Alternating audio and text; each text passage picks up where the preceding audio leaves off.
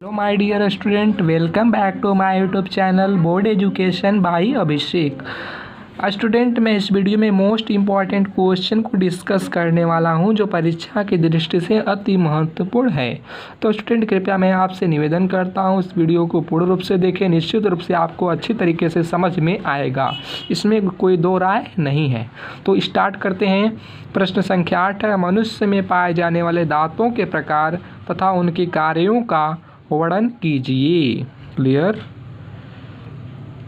तो हमारे जो शरीर आप सभी लोग जानते हैं, जो हमारे शरीर में दांत पाए जाते हैं उनके प्रकार और उनके कार्यों का हमें वर्णन करना है, यह प्रश्न कह रहा है। तो आप इस वीडियो को पूर्ण रूप से देखें। Ready and begin.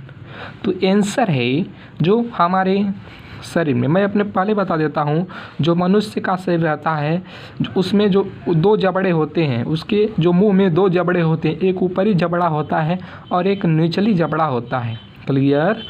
एक ऊपरी जबड़ा होता है, एक निचला जबड़ा होता है, और दोनों में दांत क्या होते हैं, उस जबड़े में दांत क्या रहते हैं, फिट रहते हैं, यानी बैठे रहते हैं। क्लियर। तो उस जबड़े में दांत बैठे यानी फिट रहते हैं, दोनों जबड़े, अपर जबड़े में और लोअर जबड़े में, यानी अपर जा एंड लोअर जा। जो जबड़े की हड्डी होती है वह मजबूत हड्डी, सबसे मजबूत हड्डी मानव शरीर में मानी जाती है।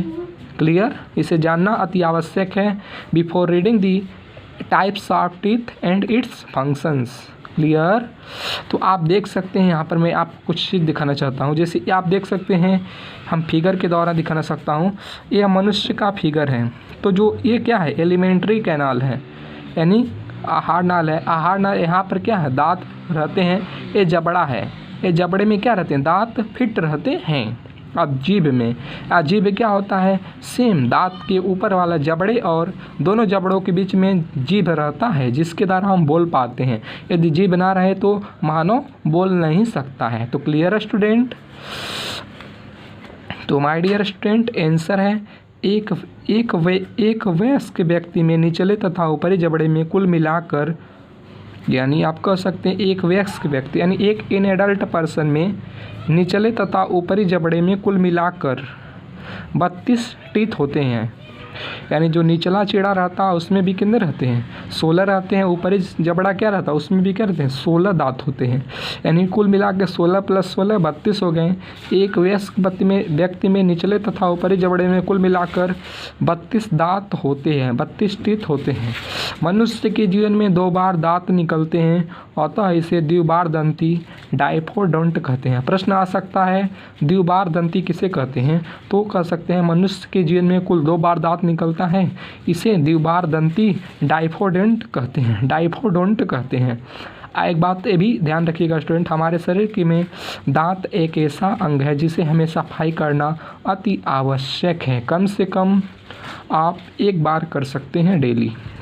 दांतों की संख्या उम्र के साथ बदलती रहती है। इस प्रकार आयु के आधार पर दांत 2 प्रकार के होते हैं। क्लियर। दांत 2 प्रकार के होते हैं। पहला है अस्थायी दांत। इन्हें दूध के दांत यानी परमानेंट यानी क्या है, अस्थायी दांत यानी परमानेंट टीथ है, परमानेंट टीथ। इन्हें दूध के दांत भी कहते हैं।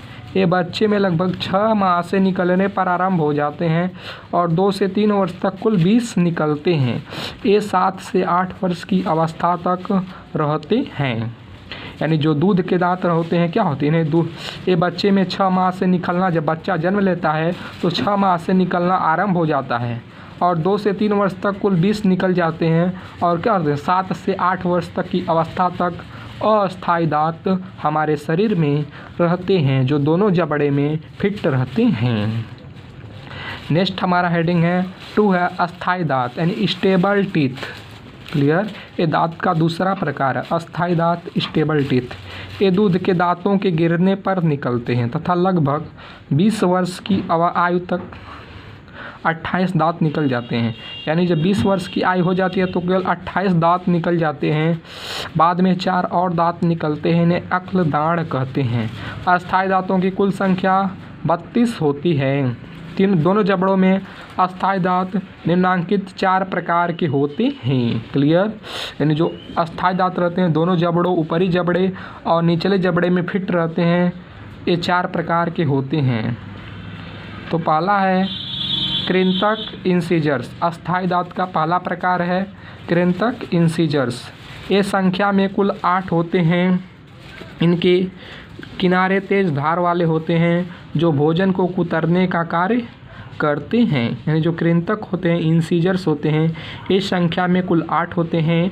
इनके किनारे तेज धार वाले होते हैं जो भोजन को कुतरने का कार्य करते हैं। नेक्स्ट हेडिंग हमारा, इसमें अस्थाई दांत का प्रकार दूसरा है रदनक, जिसे इंग्लिश में कहते हैं कैनाइन। इन्हें भेदक भी कहते हैं। यानी जो रदनक होता है, कैनाइन होता है, इन्हें भेदक भी कहते हैं। इनकी संख्या 4 होती है। कुछ लंबे और नुकीले होने के कारण ये भोजन को चीरने और फाड़ने का कार्य करते हैं। जो रदनक होते हैं, कह सकते हैं भोजन को चीरने और फाड़ने के कार्य करते हैं। क्यों करते हैं?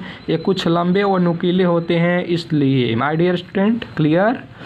तो स्टूडेंट नंबर 3 है हमारा प्रीमोलर्स, अग्र चौड़क। प्रीमोलर्स, प्रत्येक जबड़े में 2 जोड़ी होते हैं। यानी ऊपरी जबड़े में क्या होते हैं? 4 होते हैं, और निचले जबड़े में भी क्या होते हैं? 4 होते हैं। इनके सिरे पर 2 शिखर होते हैं जो चपटे एवं चौकोर होते हैं। ये भोजन को कुचलने का कार्य करते हैं। Clear? I hope so clear. Next 4th हमारा अस्थाई दांत का चौथा प्रकार है चौड़क, मोलर्स। चौड़क मोलर्स, प्रत्येक जबड़े में 3 जोड़ी अर्थात कुल 12 होते हैं। निचले वाले में भी क्या होते हैं? 6 होते हैं, 6 दांत। और ऊपरी वाले में भी क्या होते हैं? ऊपरी जबड़े में यानी 6 होते हैं। कुल 12 होते हैं। ऊपरी और निचले जबड़े को मिलाकर कितने होते हैं? कुल 12 होते हैं। इनके सिरे चौरस तेज धार वाले होते हैं। ये भोजन को पीसते हैं। जैसे आटा क्या होता है, जैसे गेहूँ को आटा चक्की पीसता है, वैसे ही सेम चौड़क अर्थात मोलर्स क्या करते हैं? भोजन को पीसते हैं जो आहार नाल के द्वारा पेट में यानी आमाशय में जाता है। अब हमारा नेक्स्ट क्वेश्चन है स्टूडेंट, प्रश्न संख्या 9 जो 2 मार्क्स का है, मोस्ट इम्पॉर्टेंट है। आमाशय किसे कहते हैं? उसके 3 प्रमुख कार्य लिखिए। माध्यमिक शिक्षा परिषद 2014, ये ऑल इंडिया बोर्ड के लिए है। ऐसा कोई बात नहीं, हमारे चैनल ऑल इंडिया बोर्ड के लिए है। किसी भी इंडिया का स्टूडेंट इसका पढ़ सकता है। तो प्रश्न संख्या 9, आमाशय किसे कहते हैं? उसके 3 प्रमुख कार्य लिखिए। What is stomach? Writes its 3 main functions. Clear? आमाशय का तात्पर्य क्या? आमाशय किसे कहते हैं? जो हिंदी का शुद्ध वर्ड है, इसका अर्थ होता है पेट। इसका अर्थ होता है क्या? पेट। जो हम जानते हैं हम सभी के पास पेट होता है। हम सभी के पास पेट होता है जिससे हम भोजन को पचाते हैं। क्लियर? तो उत्तर है, यदि क्लियर ना हो तो कमेंट कर सकते हैं, मैं इसे दूसरे वीडियो में समझा सकता हूँ माय डियर स्टूडेंट। उत्तर, आमाशय उदर गुहा में अनुप्रस्थ अवस्था में स्थित एक मशक के समान रचना है। आमाशय का मैं चित्र आप लोगों को दिखाऊंगा अभी जस्ट। आमाशय आप देख सकते हैं। आमाशय यही जो यह प्रकार है, जो यह क्या है? जो जे के आकार की आकृति है, जो जे के आकार की आकृति है, यानी जो यह आप देख रहे हैं जे के आकार की आकृति, जस्ट आपके लीवर के, यानी आपका जो लाल रंग का है लीवर है, जो लाल रंग का है क्या? लीवर है। और यह क्या? आमाशय है। यह क्या? आमाशय यानी पेट है। यह क्या है? आमाशय है यानी पेट है। आमाशय को हम पेट भी कहते हैं। क्लियर? यानी तो आई होप सो क्लियर। ये आमाशय है जो क्या है? आहार नाल से जुड़ा है। ये आमाशय है, यानी जे आमाशय क्या? जे के आकार का। आप देख लीजिए जे का आकार यही है, यहाँ से ऐसे ऐसे, ये क्या है? जे का आकार का है। तो सेम स्टूडेंट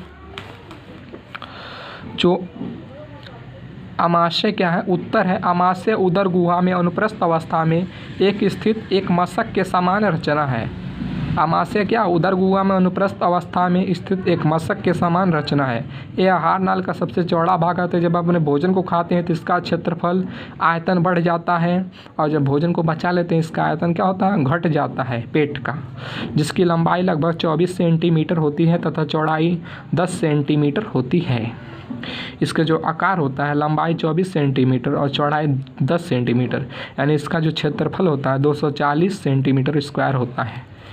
नेक्स्ट हेडिंग हमारा, इसी में आमाशय के कार्य, फंक्शंस ऑफ स्टमक। इंग्लिश में आमाशय को स्टमक कहते हैं। आमाशय के कार्य, भोजन का संग्रह करना, एक्यूमुलेट ऑफ फूड, भोजन को पतला ले जैसा बनाना, ग्राइंडिंग ऑफ फूड, भोजन का पाचन, डाइजेशन ऑफ फूड। तो thanks for watching this video, bye bye. आप इसका स्क्रीनशॉट ले सकते हैं। मैं आपसे नेक्स्ट वीडियो मिलूँगा, तो थैंक यू।